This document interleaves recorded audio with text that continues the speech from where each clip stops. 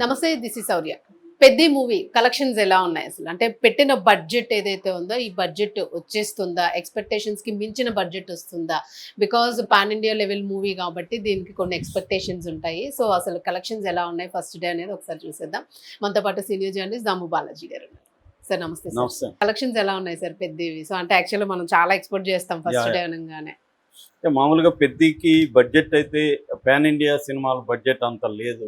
మామూలుగా అయితే pan India సినిమాలకి ఈ మధ్య కాలంలో 500 కోట్లు 600 కోట్ల బడ్జెట్ ఉంది. పెద్దికి 300 కోట్లు 50 కోట్లు బడ్జెట్ మాక్సిమం ఉంటాయి. కాబట్టి ఆ బడ్జెట్ అనేది రిస్కీ బడ్జెట్ కాదు.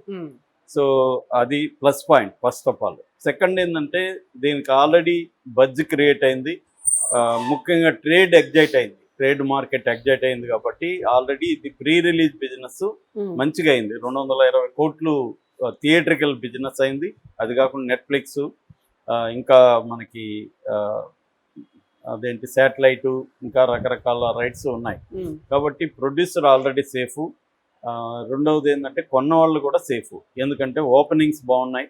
2 స్టేట్ల వాళ్ళు కూడా టికెట్ రేట్లు పెంచుకోవడానికి ఇక్కడ ఇచ్చారు, ఆంధ్రప్రదేశ్లో అంతకుముందే ఇచ్చారు. సో 10 రోజుల పాటు 10వ తారీఖు వరకు అంటే దాదాపు 7 రోజుల పాటు 5 షోలు ఉంటాయి.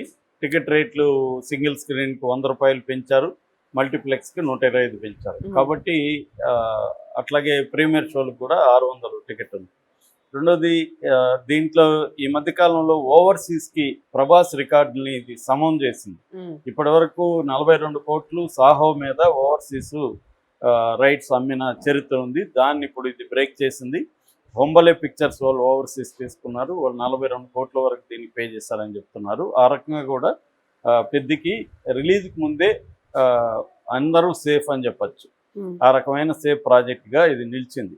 అయితే ఈరోజు టార్గెట్ ఏంటంటే ఇది ఇప్పుడు 350 అంటే 220 నుంచి 230 కోట్ల వరకు ప్రీ రిలీజ్ చేసింది కదా.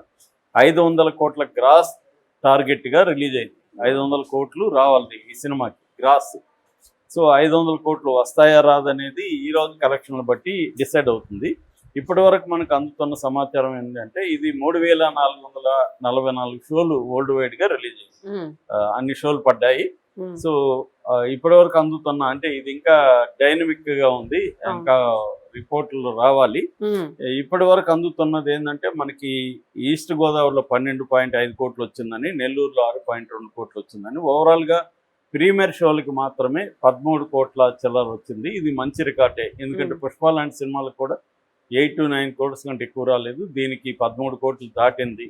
కాబట్టి ప్రీమియర్ షోలకు మంచి రికార్డు వచ్చిందని చెప్తున్నారు. కాకపోతే ఒక డౌట్ ఏంటంటే నిజంగా ఇది కలెక్షన్లు కరెక్టేనా, థియేటర్లో నిండాయా అన్నప్పుడు నేను రాత్రి ఫ్రెండ్స్తో కూడా ఒక సింగిల్ స్క్రీన్కి థియేటర్కి వెళ్ళాను.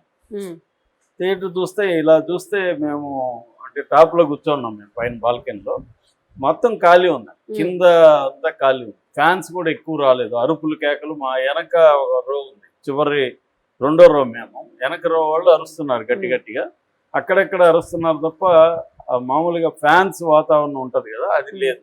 మేబీ వేరే కొన్ని ఫ్యాన్స్ కోసం కూడా సపరేట్ థియేటర్లు వేశారు కాబట్టి అక్కడికి వెళ్ళుండే అవకాశం కూడా ఉంది. ఏదేమైనా ఖాళీగా ఉంది ప్రీమియర్ ఇది. మరి థియేటర్ ఖాళీగా ఉన్నప్పుడు ఇంత కలెక్షన్లు వస్తాయా అనేది ఒకటి. ఈ మధ్యకాలంలో ఏంటంటే కలెక్షన్లు పెంచి చెప్పడం మేము అందరూ చేస్తూ ఉంటామని నాగవంశీ కూడా మధ్య స్టేట్మెంట్ ఇచ్చారు. అలాగే ఏమన్నా చెప్తున్నారు అని అనుమానాలు అయితే ఉన్నాయి, ఎందుకంటే మా పర్సనల్ ఎక్స్పీరియన్స్ నుంచి థియేటర్ అంత ఖాళీగా ఉంది. ఇంటర్వ్యూలో కొంతమంది వెళ్ళిపోయారు కూడా. సో ఎందుకంటే మాకు 9:15 షో వేసారు, కరెక్ట్గా ఎగ్జాక్ట్గా 9:18కి సినిమా స్టార్ట్ అయింది, 9:18 సో అందువల్ల ఈ కలెక్షన్లు అయితే వాళ్ళు ఇప్పటి వరకు మనకి ఇదంతా కూడా ఏంటంటే ఈ ShackNilk.com సైట్నే బేస్ చేసుకొని, ఎందుకంటే మన ఇండియాలో ShackNilk.com authentic box office collection చెప్తాం, దాన్ని బేస్ చేసుకొని మిగతా వాళ్ళు అందరూ చెప్తారు. నేను కూడా దాన్ని బేస్ చేసుకొని చెప్తున్నాను. ఏదేమైనా ఈరోజు కలెక్షన్లు ఎన్ని కోట్లు అంటే 100 వరకు కానీ రాగలిగితే మాత్రం బ్రహ్మాండంగా ఉన్నట్టు గ్రాస్.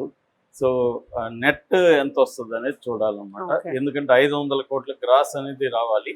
నాకు తెలిసి అయితే 500 కోట్ల గ్రాస్ వచ్చేస్తుంది సినిమాకి కంఫర్టబుల్ గా. ఓకే. అంటే సినిమా 100% సర్వైవ్ అవుతుంది. ఉమ్.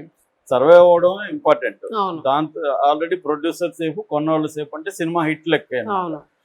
అది కాకుండా ఇది బ్లాక్ బస్టర్ గా నిలవాలి అంటే మాత్రం కలెక్షన్లు పెద్ద రేంజ్ లో ఉండాలి. ఇప్పటికైతే బాగున్నాయి. బుక్ మై షోలో కూడా ఇందాక నేను చూస్తే గంటకి 40,700 టికెట్లు అమ్ముడుపోతున్నాయి.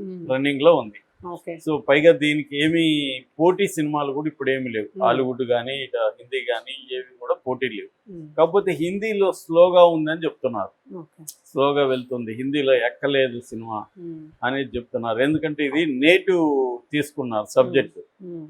థీమ్ ఏమో యూనివర్సల్ థీమ్, అంటే మల్టీ జానరా స్పోర్ట్స్, క్రాస్ ఓవర్ అథ్లెట్ ఇతను ఉంటాడు కాబట్టి మల్టీ స్పోర్ట్ సినిమా ఇది.